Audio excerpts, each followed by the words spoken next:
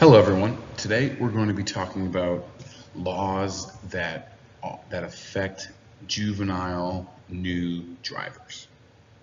Okay, these laws are put in place because of information gathered from police reports, from insurance companies, from the Virginia Department of Transportation. Okay, they reviewed this information, they factored in what causes most teen crashes, and then they made these laws to help reduce the chance. Evidence shows that most teen crashes occur because of inexperience and attitude. Now, inexperience refers to the amount of practice time a teen has before they get behind the wheel of a vehicle by themselves. I highly recommend that you get as much practice as possible driving when you have your permit. Okay, but when you get your permit, you should start small. Start in a low risk environment, an empty parking lot in one of these office buildings around Tyson's on Saturday morning or Saturday anytime. Practice driving around, getting used to the accelerator, getting used to the brake, how much pressure needs to be applied, how much force to apply to the steering wheel to make it turn, all those different types of things. Okay, get as much practice as possible. Then once you feel comfortable in the parking lot, make your way to a small neighborhood street, and then keep increasing the challenge of driving until you feel confident driving. Okay, but again, practice, practice, practice. So if your parents are going to the grocery store or any type of store, ask to drive them to get there. Get as much practice as possible. If they're driving you to school, ask to drive the car to school. If they pick you up from an after school activity or a friend's house, ask to drive the car then. Okay, get as much practice as possible driving because again, inexperience is a huge factor. And again, practice driving in bad weather, heavy rain, snow, icy situations, because again, at some point in your life, you're going to be driving in those situations, and it's very important that you have experience and you feel comfortable driving those situations. Okay. The next one is attitude. So attitude basically refers to maturity level. Okay. Most teens are typically not mature. They care more about what their friends think and trying to look cool than being safe on the road. And trying to look cool means weaving in and out of traffic, speeding, doing reckless behavior, playing music, talking to multiple people in the car, having multiple people in the car, being on their cell phone. Okay, those things cause most of the teen crashes. Okay, so when you do start to practice and when you do start to drive, make sure that you're being mature and you have as much practice as possible. Okay, so again, as you can see here, it's basically everything I just talked about. But again, start in a low risk environment like a parking lot, like an empty office parking lot on the weekends, and work your way up so you're eventually driving on the highways. Okay, it is important that your parents or an adult take you driving on the highways because again, at some point in your life, you're going to drive on the highway. You're going to drive into a major city. Okay, it is important that you get experience doing that. Okay. So again, car crashes are the #1 killer of teens in the United States. Okay, they take approximately 3,000 young lives every year, or eight teen deaths each day.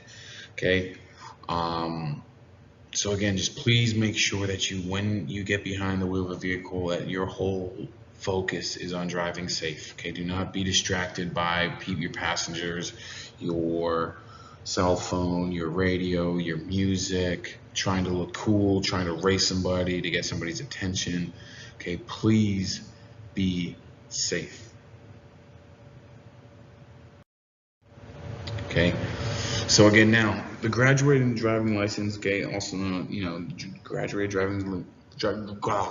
I apologize. Graduated licensing system is basically to get your license, you start from a very small, low risk situation, and then work your way up to where you eventually are driving by yourself.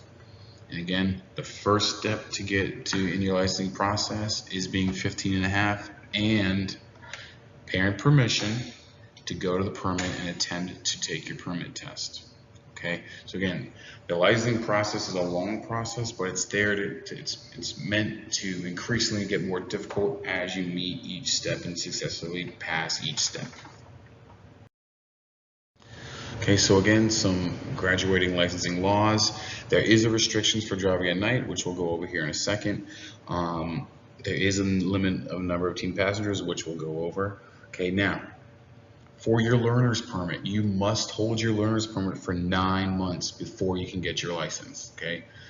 So if you get your permit on January 1st, the earliest you can get your license is September 1st, okay? So it's very important that you,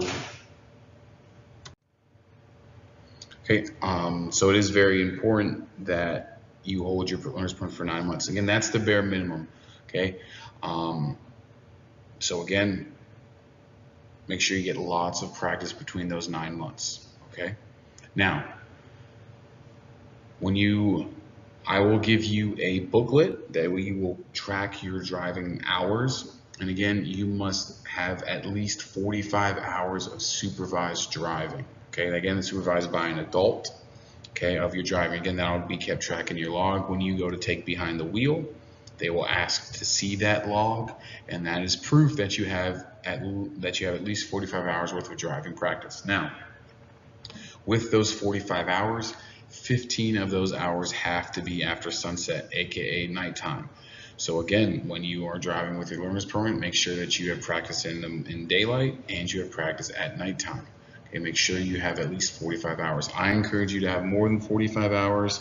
Okay, so please make sure you track all that information. Again, if you've started tracking your log before, if you've already been driving before you get a log, just please come talk to me now. I'll inform you of what to do. Okay. And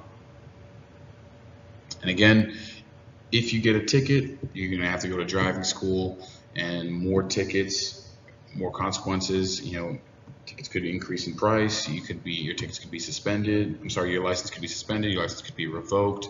Your insurance costs could go up. Okay. Now, for the curfew, for the time restrictions, okay, drivers under the age of 18 may not drive from midnight until 4 a.m. Okay, so it is very important that you're not on the road at those times. Now, again, you can see here there are some exceptions, okay, that include that.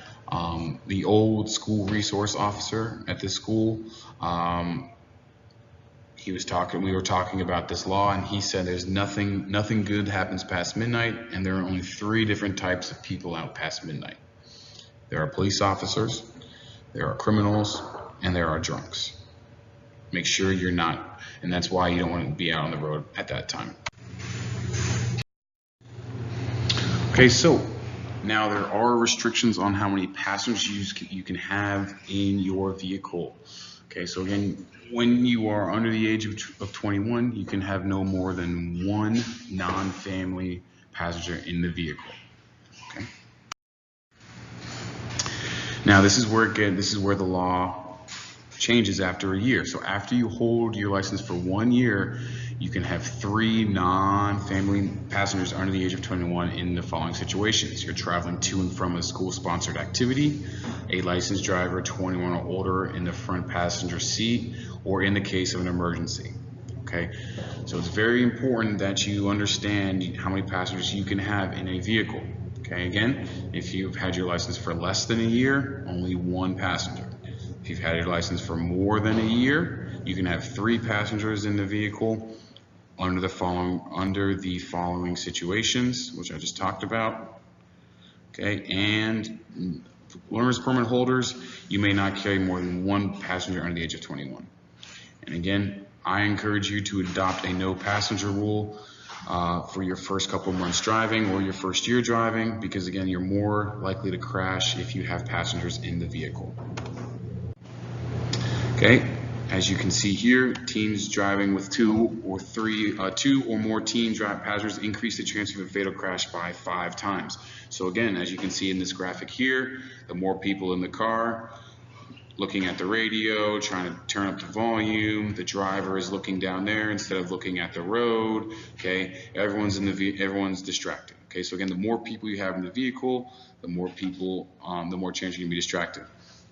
And again, it could not be a stereo, it could be something going on Snapchat, something on Instagram, whatever it is that pulls the attention away of everyone in the vehicle, specifically the driver, from the road, from focusing on the road. Okay, for males, teens' risk of dying in a car crash nearly doubles when a male passenger is present. Okay, so again, make sure that you are being safe in who you allow as a passenger in your vehicle. So again, if you know that you and your friend are not a good combination together, you get into a lot of mischief, maybe it's not a good choice for you to allow that friend in your vehicle. Okay, cell phone law. Drivers under the age of 18 may use a cell phone but cannot text message while driving a vehicle.